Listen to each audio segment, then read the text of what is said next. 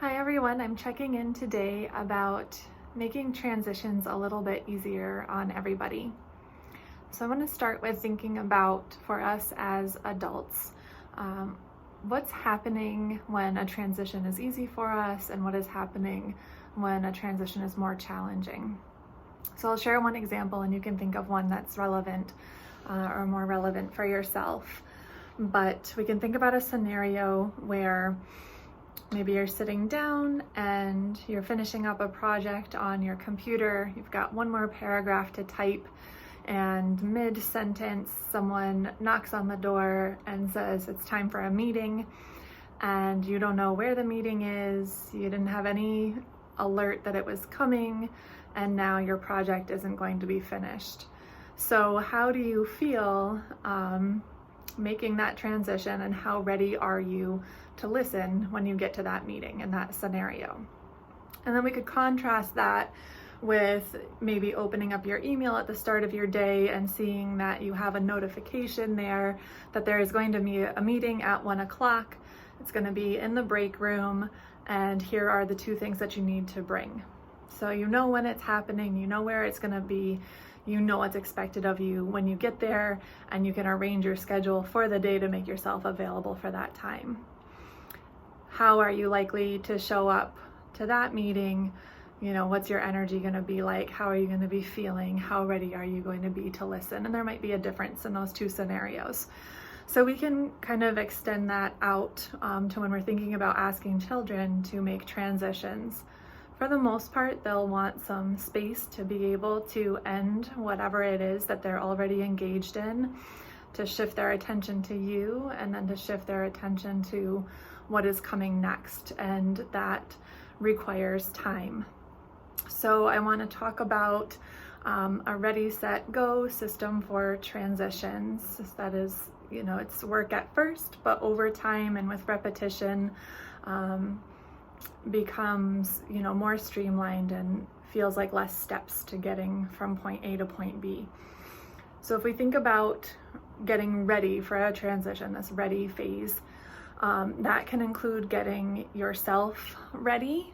So if transitions are historically challenging for you or for your child, or the person that you're supporting, you might have some nervous feelings about that. You might be feeling hyper alert, or just anticipating that this is going to be tough for the next couple of minutes. So you can start by maybe taking a few breaths or using another strategy that you have for yourself to say, okay, I'm ready to do this.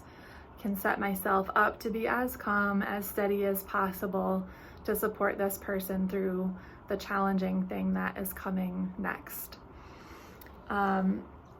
Another piece of that ready would be allowing for time for the transition. So a little bit of planning ahead to allow for an extra 5 minutes when that's possible. And I know that's not feasible all of the time. Had plenty of days of grabbing 3 things off the counter and running out the door. So I know how that goes. And then ready in terms of just making sure that you have all of the materials that you need that will be used for wherever you're going next. So then we move into set. We got everything ready, we're ready, and now we're in the set stage of a transition. And here we're setting the environment and we're setting the expectation for the child. So setting the environment could look like closing doors to rooms that are not going to be accessible. So you know, I'm applying this to the school setting. Maybe the child is in the classroom and then I want them to come down to the therapy room with me. I want to make sure that the doors in the hallway as much as possible are closed, so that once we're in action, those visual signals are all telling the child these spaces are not available, but here's the open door to where we're going. So in the home, it could look like opening up gates or closing gates, you know, maybe moving obstacles out of the way, that kind of thing for setting the environment. And then setting the expectation. So again, remember, we're more ready to go to that meeting when we've been alerted ahead of time that it's happening. So we want to give the child a preset to let them know that the change is coming. So that could be verbally telling them 1 more minute.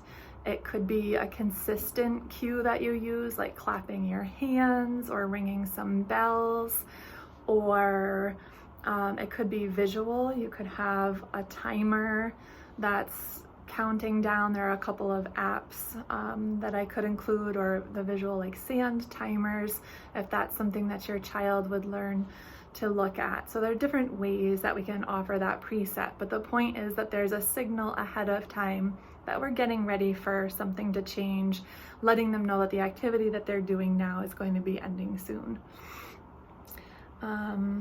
What else do I want to say here? I think that's it for there. And then, so now we're on to go. So we got ourselves ready, we got the environment ready, we have the materials that we need, we've gone into set, we've set up the environment for success, and we've set the child's expectations. Oh, here we go. This is a helpful one for set. We're showing them a picture after that initial heads up alert. We're showing them a picture of where they're going, or we're showing them an object that's associated with where they're going. So maybe they have this very special toy that they only get to hold on to when they're in their car seat. And so anytime they see that toy or object, they know that we're heading to the car, or you're showing them a picture of the vehicle. So they know, okay, we're walking outside to the car now, as opposed to going upstairs to take a bath. And then we get into go. So here we want to continue to show that object or picture that represents where they're going. Because if you think about it, we've got to walk all the way from the living room through the kitchen and out the door. There's all different sorts of things that we might be seeing that are interesting, that we want to go check out, or that send us a message that's different from right now we're walking to the car. So if all the way along they're looking at that picture of the car, it's reminding them again and again, we're going to the car, we're going to the car. And you could also have a set phrase or a song that you sing. So it could, I make these things up on the fly, but we're walking to the car, we're walking to the car, we're walking to the car, walking to the car, walking to the car, to the car, whatever. Pick your favorite tune, but maybe there's something consistent and you would use that same phrasing or same song, as long as it's not overwhelming to your child to have that auditory input. And one other strategy in the go category would be to have a transition object. So maybe your child really, really loves playing with their Duplo blocks, and just putting away all of those Duplos into a container and saying goodbye to it is just very distressing. Well, maybe they get to hold on to one of those Duplo blocks and it goes with them to whatever is coming next, or it gets to stay on the table with them while they eat their lunch.